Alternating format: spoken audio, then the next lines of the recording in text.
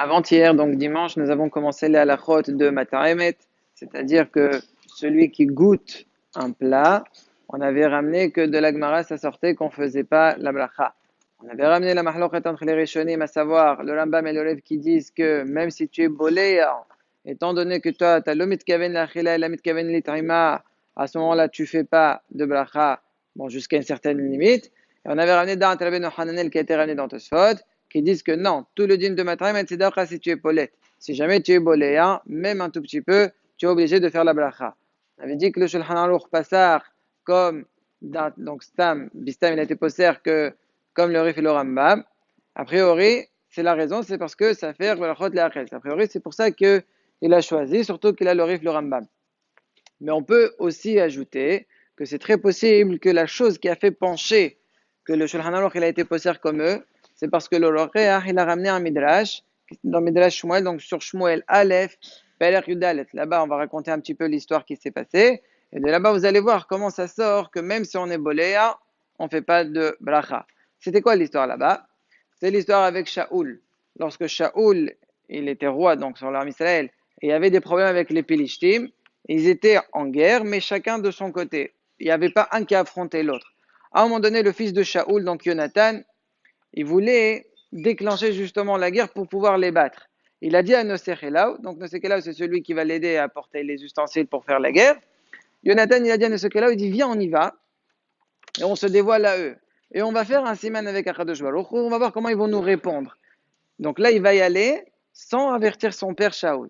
Et c'était quoi le siman qu'il a dit à Nosechelau? Il a dit voilà, si jamais quand on se dévoile à eux, on leur dit la phrase, ils nous disent la phrase, Domu, attendez-nous, ça veut dire on va venir vous battre. Ça veut dire que ils n'ont pas peur de nous, donc il vaut mieux qu'on recule et qu'on ne déclenche pas. Mais si jamais leur bouche les trompe et qu'ils disent Allo alenu, ça veut dire venez, venez vous battre. Ah, venez sur nous, c'est une façon de dire vous allez nous battre. À ce moment-là, Jonathan il dit ça veut dire alenu. Ça veut dire que c'est un siman que leur bouche les a trompés. C'est un siman d'Akadosh Baruch Hu, comme quoi qu'on peut y aller et on va réussir. Donc c'est ce qui fait Nosech là où il suit Jonathan sans poser aucune question. Au contraire, à chaque fois, il lui dit tout ce que tu dis, je fais. Et ils y vont justement tous les deux. Ils ont fait ce siman et ils ont eu une siyata d'Ishmaïa que, effectivement, ils ont dit la phrase, les Pélishtim, ils ont dit Allo allez-nous. Ça veut dire allez-y, venez sur nous. Donc, Jonathan, ils ont commencé à se battre. Jonathan, il frappait. Et le Nosekelau, il donnait le coup de grâce. Ça veut dire il faisait en sorte qu'il ne pouvait plus se relever. Jonathan, il blessait et le Nosekelau, il tuait. Le Lachon là-bas du Navi, c'est le Nosekelau Memotet. Ah, alors, Memotet, ça veut dire Mémit. Il les tuait. Maintenant, Shaoul, lui, il n'est pas au courant de tout ça. Il est dans sa colline, donc dans sa petite montagne, et qui voit de loin que le camp des Pilishtim commence à paniquer. Il voit que tout le monde qui bouge dans tous les sens. En fait, c'est pourquoi? Parce que Jonathan, il est en train de tuer. Mais lui, il ne savait pas. Alors, qu'est-ce qui s'est passé? Il a compris qu'il y avait quelqu'un de son camp qui est parti. Il a posé la question, qui est parti? Ils lui ont répondu, il a dit, c'est Jonathan. C'est le seul qui n'est pas dans le groupe. Ah, il a compris comme quoi qu'il fallait réagir et aller l'aider ou pas. Il est parti voir Ahia. C'était lui le Kohen Gadol. Il lui a posé la question pour qu'il demande par Urim ou Tumim. Est-ce que c'est bon? S'il faut y aller ou bien on risque de perdre, il vaut mieux ne pas y aller. Le temps que ça prend, Shaoul il a compris que c'était trop long et qu'il n'y avait plus le moyen de reculer. Donc Shaoul lui a dit laisse. Et sauf Yadecha, c'est pas la peine de poser la question, on y va. Ils y vont. Là, c'est tout Shaoul avec son armée qui va pour faire la guerre. Mais Shaoul, il a eu peur de quelque chose. Que si jamais les gens ils font la guerre en même temps, chacun il pense un petit peu à manger et à boire, ça risque de prendre du temps. Donc Shaoul, il a fait une shvura. Il avait fait un serment. Il a dit celui qui mange quelque chose, tant qu'on n'a pas terminé, il sera harour. Donc c'est une grosse klala et c'est une shvura. Donc c'était interdit de manger ou de boire quoi que ce soit. Lui, il a marqué lehem, mais quand il dit manger du pain, en vérité, ça veut dire manger quoi que ce soit. Bon, j'ai ajouté boire, la vérité, il n'y a pas écrit, je retire le mot boire. En tout cas, c'est achila. Et lorsque Jonathan, lui, il n'est pas au courant de tout ça, pendant la guerre, à ce moment-là, kimat ahazo bolmous. Ça veut dire quoi? Ça veut dire qu'il a eu très très faim. Et lorsque quelqu'un il a très très faim d'un coup comme ça, il peut, shalom, perdre la vue, il ne voit plus bien, etc. David Amel aussi, une fois, il a eu la même chose. Donc, qu'est-ce qu'il a fait? Il a trouvé Yahalat de vache. Donc, à un moment donné, il a trouvé du miel, puisque El Sakodesh, El Israël, c'était El Zavat Halavut vache. Donc, il y avait du miel qui coulait des palmiers, là où ça pousse les dattes. Et donc, c'est marqué qu'il a pris son bâton et il a goûté. Entre parenthèses, là, je vous pose une question. Comment c'est possible qu'avec son bâton, il trempe dans le miel et il goûte? Mais c'est pas propre, c'est melouchlar. En fait, il faut être médarder dans le lachon du passour. Le passour, il dit, Waishlah et hamate asher beyado. Ça veut dire quoi? C'est pas il a pris le bâton simplement. Il a envoyé dans le miel le côté qui est dans sa main. C'est-à-dire quand tu attrapes un bâton, tu as un côté qui touche le sol, tu as un côté qui est dans ta main. Le côté qui est dans ta main, ça, il a trempé. Donc ça, c'est propre. Et c'est ce côté-là qu'il a goûté. Bon, je ferme la parenthèse.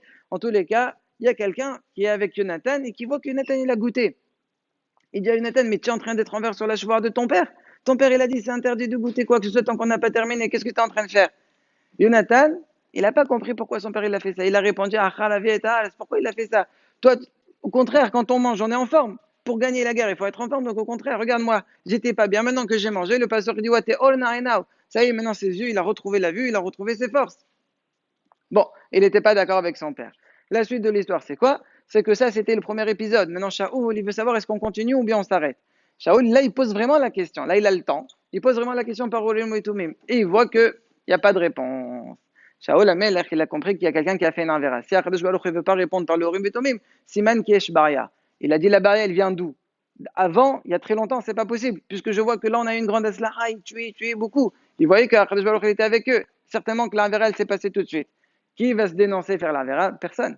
Alors qu'ils ont fait un goral. Tout leur Am Israël d'un côté et Shaoul et Jonathan de l'autre. C'était qui le goral? Les côtés de Shaoul et son fils. Maintenant, entre Shaoul et Jonathan, ils ont fait un deuxième goral et ils ont vu que c'était Jonathan. Il a compris que c'est Jonathan qui a fait une faute.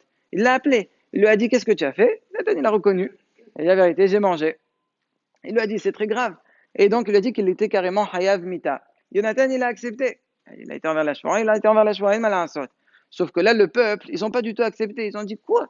Jonathan, celui qui a déclenché la guerre, et on a vu qu'Akadosh Baruch il a aidé, c'est grâce à lui que Baruch Hashem, on va réussir enfin à finir de ces Pélishtim-là. Lui, c'est lui qui va être tué. Ils ont dit, Loïpol a fait le message autre chose. C'est-à-dire, pas un seul cheveu le tombe de sa tête. C'est une expression pour dire que non, il lui arrivera rien.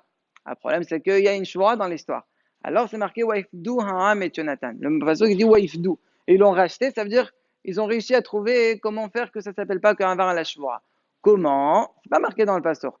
Il y a les mefarshim. Et sur ça, le Midrash dit une phrase. Mikan shamataymet enastecha bracha. De là, on voit que celui qui goûte, il n'a pas besoin de bracha. On ne comprend pas quel est le rapport. Le rapport, il est comme ça. Comment ils ont pu trouver et dire qu'en vérité, Jonathan l'aura à la shvoa? Parce qu'ils disent, qu'est-ce qu'il a fait, Jonathan? Il a juste goûté. Il n'a pas fait de ça un plat. Ah, goûter, il n'y a pas de bracha. Ça veut dire que ça ne s'appelle pas manger, puisqu'on voit qu'ils ne l'ont pas puni. Ils ont dit, ça ne s'appelle pas qu'il a transgressé la shvoa. Donc de là, on voit que maintenant, il maintenant, c'est la bracha. Mais nous, de notre côté, point de vue halakha, qu'est-ce qu'on voit encore plus? Là-bas, Jonathan, il a avalé ou pas, d'après vous? Vadaï, il a avalé, pour qu'il retrouve. Vadaï qu'il a avalé. S'il a avalé, malgré ça, on a appelé ça mataymet. Donc, c'est une réaya, une siata pour le Rif et le Rambam, que même si on est toé, mais on est bolé, hein, quand on n'est pas mitkaven de faire de ça, ça ne se redonne pas mitkaven la achila, à ce moment-là, ça ne s'appelle pas ochel, et donc on ne fait pas la bracha dessus. Maintenant, si jamais vous êtes un vendredi, vous connaissez tous le din, là, selon un père Kabbalah, c'est bien le vendredi de goûter un petit peu de chaque plat de Shabbat. Alors quelqu'un il dit voilà, je rentre dans la cuisine, il goûte un peu de tout, il goûte un peu de la kefta, il goûte un peu de le banata s'il y en a, il goûte un peu de tout. Il dit ah moi je suis juste en train de goûter. Il applique ce qu'on dit dans Moussaf de Shabbat, on dit Torameha Haim Zachu, quelqu'un qui goûte, il a la vie.